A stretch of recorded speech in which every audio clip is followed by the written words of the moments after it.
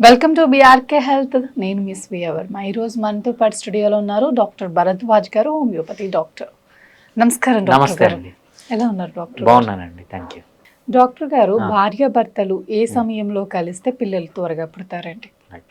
So భార్యాభర్తలు కలిసేది ఏ సమయంలో కలిస్తే త్వరగా పిల్లలు పుడతారు అంటే మెయిన్ ఏంటంటే ఆ, తప్పకుండా పిల్లలు పుడతారు, ఫెయిల్ కాకుండా ఉంటే ఏ టైంలో కలవాలి అనేది.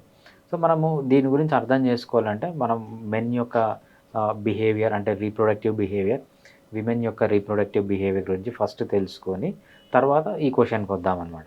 సో ఎస్పెషల్లీ విమెన్ అనేది మేజర్ రోల్ ప్లే చేస్తారనమాట. పిల్లలు పుట్టాలా వద్దా, పిల్లలు ఎప్పుడు పుట్టాలి, ఎవరితో పుట్టాలి.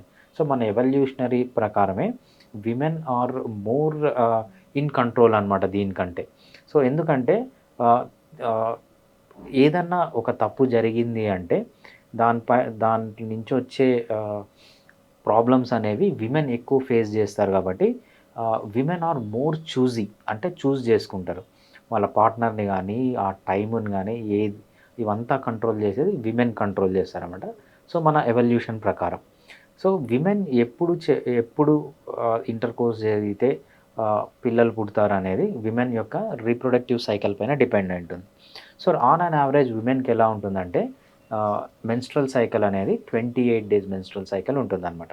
ఈ 28 డేస్‌లో ఏందంటే ఫస్ట్ డే వచ్చి ఫస్ట్ ఎల్ఎంపీ ఫస్ట్ ఎప్పుడు మెన్సెస్ స్టార్ట్ అయింది అనేది ఫస్ట్ డే తీసుకుంటామనమాట. మెన్సెస్ స్టార్ట్ అయిన ఫస్ట్ డే తీసుకొని సో నెక్స్ట్ మెన్సెస్ స్టార్ట్ అయ్యే ముందు రోజుని మనం లాస్ట్ డేగా తీసుకుంటాం అనమాట.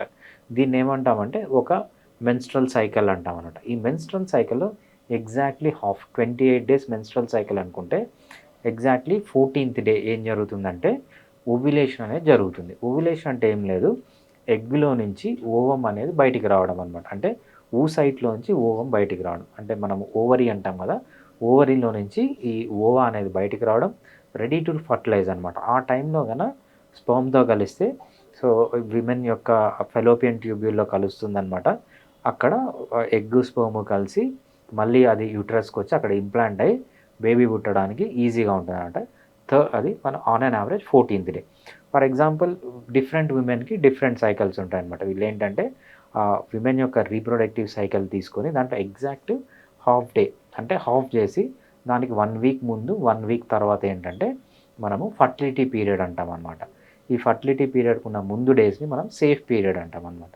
సేఫ్ పీరియడ్‌లో కాకుండా ఈ ఫర్టైల్ పీరియడ్‌లో ఇంటర్‌కోర్స్ జరిగితే, ఎజాకులేషన్ జరిగితే ఏమవుతుందంటే కన్సీవ్ అయ్యే ఛాన్సెస్ ఎక్కువగా ఉంటాయన్నమాట. దీంతో పాటు మెన్ కానీ, విమెన్ కానీ తీసుకోవాల్సిన జాగ్రత్తలు చాలా ఉండాలి. సో ఈ కాలంలో మనం చూసినప్పుడైతే పాతకాలంలో చూసినప్పుడైతే ఏంటంటే విమెన్‌కి ఆల్మోస్ట్ 12 ఇయర్స్‌కో, 13 ఇయర్స్‌కో మెచ్యూర్ అయ్యేవాళ్ళు. మెచ్యూర్ అయిన వెంటనే మ్యారేజ్ చేసేవాళ్ళు. మ్యారేజ్ చేసిన వెంటనే పిల్లలు పుట్టేవాళ్ళు. ఒకరు, ఇద్దరు కాదు. 10 మంది, 15 మంది పుట్టేవాళ్ళనమాట. సో మన ఫిజియాలజీ అనేది మెన్‌లో గానీ, విమెన్‌లో గానీ ఇటువంటి ఫిజియాలజీకి డిజైన్ చేయబడిన బాడీ మెన్ గానీ, విమెన్ గానీ. కానీ మనం ఇప్పుడు ఏం చేస్తున్నాం? చాలా ప్రాబ్లమ్స్ కొని తెచ్చుకుంటాం. ఏంటి మన డైట్ వల్ల ఉండొచ్చు, ల్యాక్ ఆఫ్ ఎక్సర్సైజ్ వల్ల ఉండొచ్చు, నిద్ర సరిగ్గా లేకపోవడం వల్ల ఉండొచ్చు, స్ట్రెస్ ఉండడం వల్ల కావచ్చు, లేకపోతే అలవాట్లు ఉండడం వల్ల కావచ్చు. ఇవంతా డిస్రప్ట్ అయిపోయిందనమాట. ఎలా డిస్రప్ట్ అయింది ఇదంతా? ఇప్పుడు పిల్లవాళ్ళు మెచ్యూర్ అయ్యేదే ఆడపిల్లవాళ్ళు 8 ఇయర్స్‌కి, 9 ఇయర్స్‌కి, మాక్సిమం 9 ఇయర్స్‌కి మెచ్యూర్ అవుతున్నారనమాట. అంటే 13 ఇయర్స్‌లో మెచ్యూరేషన్ రావాల్సింది 9 ఇయర్స్‌లోనే వస్తుంది. అంటే ఈ హార్మోనల్ ఇంబాలెన్స్ అనేది ముందు నుంచే స్టార్ట్ అయిపోతుంది. మామూలుగా మ్యారేజ్ చేసుకునేది ఎప్పుడు చేసుకోవాలి? 13 ఇయర్స్‌కి, 14 ఇయర్స్‌కే చేసుకుంటున్నారు. ఇప్పుడు ఆల్మోస్ట్ 30, 35 ఇయర్స్ వచ్చినా కూడా చాలామంది మ్యారేజ్ చేసుకోవట్లేదనమాట. సో దీనివల్ల అంతా చాలా ప్రాబ్లమ్స్ వస్తున్నాయి.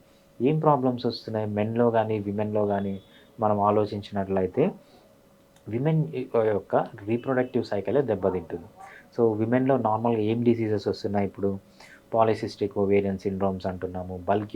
పాలిసిస్టిక్ ఓవేరియన్ సిండ్రోమ్ అంటే ఓవరీస్ చుట్టూ సిస్ట్‌లు రావడం అనమాట. బల్క్ యూటరస్ అంటున్నారు. బల్క్ యూటరస్ అంటే యూటరస్ అనేది గర్భసంచి వాచిపోవడము. ఇంకోటేంటంటే ఫైబ్రాయిడ్స్, గర్భసంచిలో గడ్డలు లేకపోతే కణుతులు అంటారు కదా, ఇవి రావడంని ఫైబ్రాయిడ్స్ అంటారనమాట. దాంతోపాటు ఎండోమెట్రియోసిస్ అంటున్నారు. ఎండోమెట్రియోసిస్ అంటే మెన్స్ట్రువల్ సైకిల్ అనేది యూటరస్‌లో జరగాలి. కాకపోతే యూట్రస్లోంచి అది బయటకు వచ్చేసి వేరే వేరే పార్ట్స్లో నుంచి కూడా మెన్సెస్ రావడానికి మనం ఎండోమెట్రియోసిస్ అంటాం అనమాట. ఎండోమెట్రియోసిస్ ఈ ప్రాబ్లమ్స్ అన్నీ ఎందుకు వస్తున్నాయంటే ఎర్లీగా మెచ్యూర్ కావడం, లేట్గా మ్యారేజ్ చేసుకోవడం, మల్టిపుల్ పిల్లల్ని కనకపోవడం, అంటే నల్లి ప్యారిటీ అంటారంట, తక్కువ పిల్లల్ని కనడం వల్ల ఇప్పుడు వచ్చే విమెన్లో అంతా చాలా ప్రాబ్లమ్స్ వస్తున్నాయి. ఇంకా మెన్లోకి వచ్చేటప్పుడు మెయిన్గా రీజన్ ఏంటంటే మైక్రోప్లాస్టిక్స్, అంటే మనం తాగే నీళ్లు కానీ అన్ని ప్లాస్టిక్ బాటిల్స్ తాగుతున్నాం కాబట్టి దీనివల్ల చాలా డ్యామేజ్ జరుగుతుంది అనమాట. సో రీప్రొడక్టివ్గా హెల్దీగా ఉండాలి అంటే అన్నీ బేసిక్గా గవర్నమెంట్ ప్రకారం ఇప్పుడు ఏంటంటే గవర్నమెంట్ రూల్స్ ప్రకారం 21 ఇయర్స్ తర్వాతనే మ్యారేజ్ చేసుకోవాలంట. అవి కొన్ని వదిలేసి మన చేతిలో ఏమైతే ఉంటాయో అవి కంట్రోల్ చేసుకుంటూ రావాలి.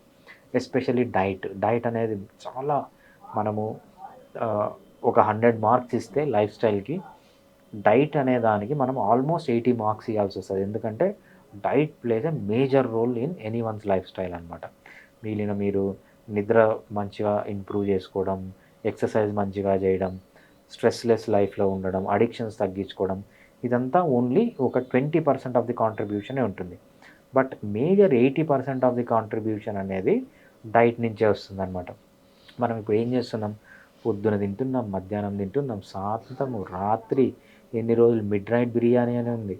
ఈ మిడ్ నైట్ బిర్యానీ కాకుండా ఈ మధ్య ఎర్లీ మార్నింగ్ బిర్యానీ అని కూడా వచ్చిందన్నమాట. వీళ్ళు ఏమైందంటే ఒక 24 అవర్స్ తింటూనే ఉన్నారు. అంటే పాతకాలంలో ఒక పూటో 2 పూటలో తినేవాళ్ళు ఇప్పుడు 6 పూటలు తింటున్నారు. ఈ 6 పూటలు తినేది కాకుండా మధ్య మధ్యలో టీలు, కాఫీలు, బిస్కెట్లు, బర్గర్లు, పిజ్జాలు. మనిషి అనేవాడు ఈ కాలంలో 24 అవర్స్ తింటూనే ఉన్నాడు. ఈ తింటూనే ఉండడం అంతా ఏంటి, మళ్ళీ మొత్తం carbohydrate, omega-6 fatty acids. Carbohydrates అంటే ఏం లేదు, షుగర్స్, బెల్లము, తేనె, వీటితో చేసినవి. ఇంకో కార్బోహైడ్రేట్ ఏంటంటే మెయిన్గా పిండి పదార్థాలు, రైస్, వీటు, జావర్, బాజ్రా, రాగి, ఇవన్నీ ఎక్కువ తింటున్నాడు అనమాట. దీంతోపాటు వెజిటబుల్ ఆయిల్స్ మనకు అడ్వర్టైజ్మెంట్లు వస్తున్నాయి. సన్ఫ్లవర్ ఆయిల్ మంచిది, refined sunflower oil, refined safflower oil, refined raspberry oil అని. ఇవంతా ఏంటంటే వెజిటబుల్ సీడ్స్ నుంచి వచ్చాయి. ఈ కంపెనీస్ అన్నీ ఎందుకు దాన్ని ప్రమోట్ చేస్తాయంటే అవి చాలా చీప్గా వస్తాయి కాబట్టి దాన్ని ప్రమోట్ చేస్తాయి.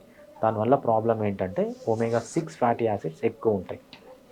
ఎప్పుడైతే omega-6 ఫ్యాటీ యాసిడ్స్ ఎక్కువ ఉంటాయో దీస్ ఆర్ హైలీ ఇన్ఫ్లమేటరీ అనమాట.